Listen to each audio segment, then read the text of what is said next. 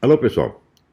Eu estou fazendo esse vídeo porque várias pessoas perguntaram como é que eu estou vendo a presente situação política no Brasil, com todo este negócio da CPI da Lava Toga, esses conflitos entre o presidente e a classe política, etc, etc. Bom, o que eu estou vendo é o seguinte.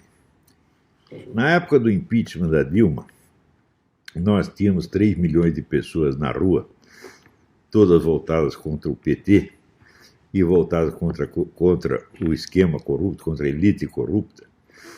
E ali só o que faltava era uma liderança firme, capaz de utilizar esta imensa força para a derrubada do establishment corrupto. O pessoal não teve coragem de fazer isso, e em vez disso foram lá trocar tudo pela cabeça da Dilma. Foram lá para a classe política dizer: nós poupamos todos vocês se vocês nos entregarem a Dilma.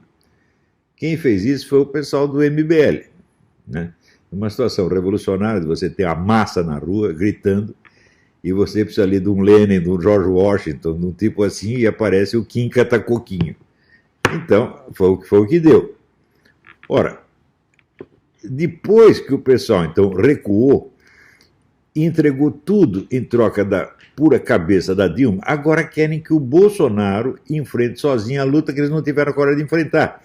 Que o Bolsonaro se volte contra o STF, contra a Venezuela, contra mais isso, mais aquilo. Falei: epa, peraí, vocês querem matar o homem? Vocês botaram ele lá sem... Não tem militância bolsonarista nenhuma pronta para defendê-lo, para dar respaldo a ele. Então vocês passam a responsabilidade de uma nação inteira para um único sujeito, para ele fazer tudo isso. Isso é absolutamente impossível. Então, o que tem de fazer agora não é ficar cobrando o Bolsonaro porque ele faça isso, mais aquilo outro. Não, você tem que se organizar para apoiá-lo, meu Deus do céu. Não é o que ele pode fazer por você, é o que você pode fazer por ele. A coisa mais urgente no Brasil é uma militância bolsonarista organizada.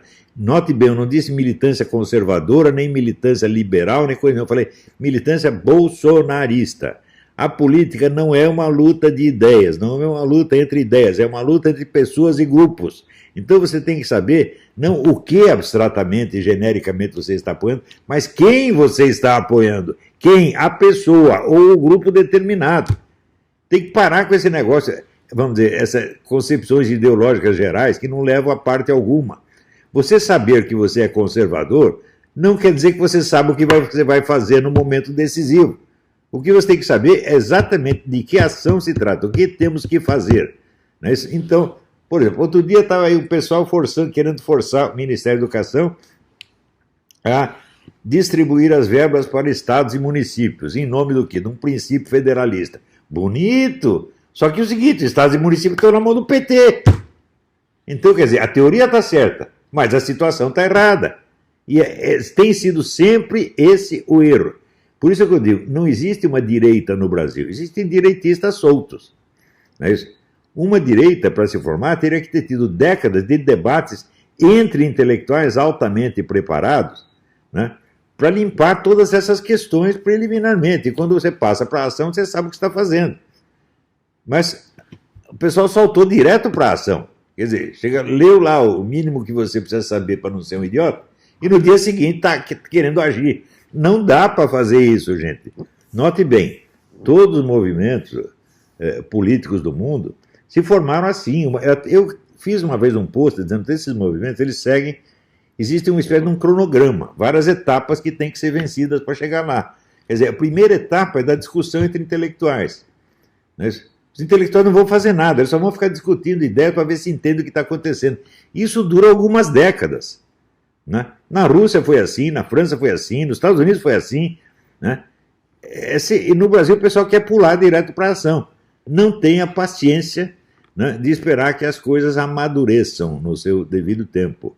E foi isso que aconteceu.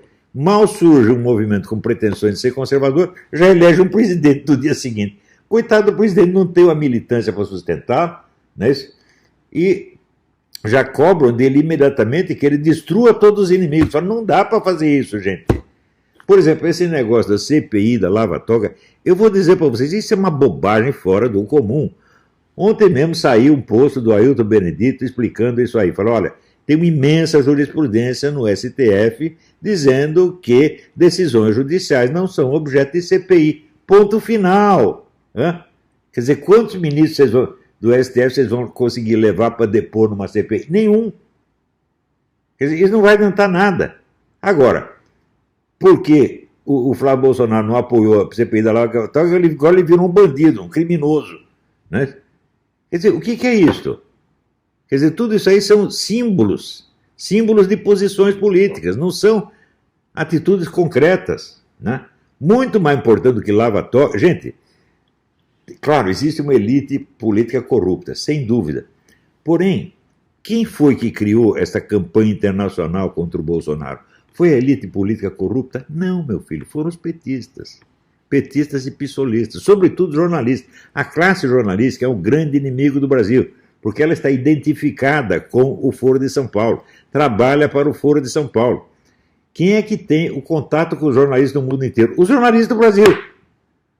Não foi o Toffoli, não foi o Gilmar Mendes, não foi o pessoal do STF, não foi o Nhonho, né? Não foi o Santos Cruz. Não, foram os jornalistas, meu Deus do céu. Então, a coisa mais urgente desde o primeiro dia, é a CPI do Foro de São Paulo. Porque até hoje não circula informação correta sobre o Foro de São Paulo. O pessoal não tem ideia da medida do problema. Né? São tão imbecis que eles acham o seguinte: o Foro de São Paulo são só as assembleias. Então você vai lá ver aqueles velhos discutindo besteira na Assembleia e diz, isso aí não é nada. Quando o próprio Lula já declarou duas vezes que o importante no Foro de São Paulo não são as assembleias, né? São os encontros discretos ou secretos entre governantes, entre grandes líderes. Né? Isso é que importa, e é dali que saem as decisões. O próprio Lula disse isso. Né? Ele ia lá, participava da Assembleia. Lula nunca ligou muito para a Assembleia, embora ele fosse o presidente da Assembleia do Foro. O que importava era a conversa dele em particular com o Manuel Marulanda, com o Chaves, etc. Né? Então, o Foro é o centro do poder latino-americano, gente. Não é um STF. Pô, vocês estão loucos. Então, vocês querem, assim, atacar uma elite que não é sequer esquerdista, é apenas corrupta? Por quê? Porque a esquerda já atacou essa elite antigamente. Ela ora ataca, ora se alia, tá certo? Então, a direita nacional continua sendo pautada pela esquerda, meu Deus do céu. Vamos combater a corrupção. Não, vamos combater o comunismo primeiro, seus idiotas. Não entenderam ainda? Hein? Quer dizer, o problema no Brasil não é a corrupção, é o Foro de São Paulo. É o poder esquerdista. Meu Deus do céu. E isso não é um problema ideológico. O que está atrapalhando o Brasil não é a ideologia esquerdista, é a rede de ação esquerdista, que ocupa todos os postos, manda em tudo, tá certo? Tem o controle integral da mídia e das universidades e tem a rede de apoio espalhada no mundo inteiro, no New York Times, no Washington Post, no London Times, no raio que eu parta, no Der Spiegel. Hein? Esse é o poder no Brasil. O pessoal do STF não é tão poderoso quanto vocês imaginam. Hein? Que conexões políticas tem essa gente no exterior? Nenhum. Agora, o PT, PSOL, etc., tem tudo. Hein? Então, esse é o ponto. Agora, o presidente tem que se concentrar suas forças no combate a isto. Eu vejo que ele fica irritado com a mídia, tá certo? E às vezes, enquanto fala umas coisas ofensivas para a mídia, isso não adianta nada, evidentemente. Ele tem que falar manso, mas tem que agir de maneira decisiva. Eu pergunto assim, quantos processos estão rolando contra jornalistas mentirosos? Você vai ver nenhum. Então, xinga os caras, mas não faz nada contra eles. Por que o presidente era assim? É porque ele não tem respaldo, ele não tem uma militância organizada trabalhando para ele. Se tivesse, por exemplo, nós já teríamos uma equipe de 100 advogados fiscalizando o que esses jornalistas fazem e processando um por um. Ele mentiu contra o governo, processo em cima de você. É a maneira mais simples de lidar com isso. Mas note bem, eu estou falando isso desde o começo da década de 90. Falei 1000 vezes para os militares. Vocês estão deixando esses camaradas mentirem contra as Forças Armadas. Não pode deixar. O sujeito mentiu contra as Forças Armadas, você tem que meter um processo nele. Desde o começo da década de 90. Daí as pessoas dizem, mas não adianta processar porque não dá nada. Escuta, meu filho, o processo não vale pela sentença final do juiz, mas pelo próprio processo. Né? Eu já sofri processo do qual eu fui absolvido, o processo acabou com a minha vida. Né? Simone Weil já dizia, para o réu inocente, sofrer um processo já é um castigo imenso. E eu sei, eu fiquei 6 anos, né, gastando dinheiro, tendo que correr atrás de documentos, testemunho, o tempo todo, acabou a minha vida. No fim, fui absolvido. Quer dizer, eu não vou pagar pelo crime que eu não cometi, mas eu já paguei porque eu já gastei todo o meu dinheiro. Então, processo, ele é uma arma para você amarrar a mão do seu inimigo. Não é para meter ele na cadeia. Às vezes você não consegue meter na cadeia. Mas, se um desses jornalistas tiver 20 ou 30 processos para responder, ele está lascado. Tá certo? Se tivesse, por exemplo, processado o Caco Barcelos, quando ele inventou aquela mentira contra o Exército, centenas de jornalistas teriam ficado inibidos de seguir o exemplo dele. Algum milico processou? Não, não processou. Por quê? Porque não tem ideia de como as coisas funcionam.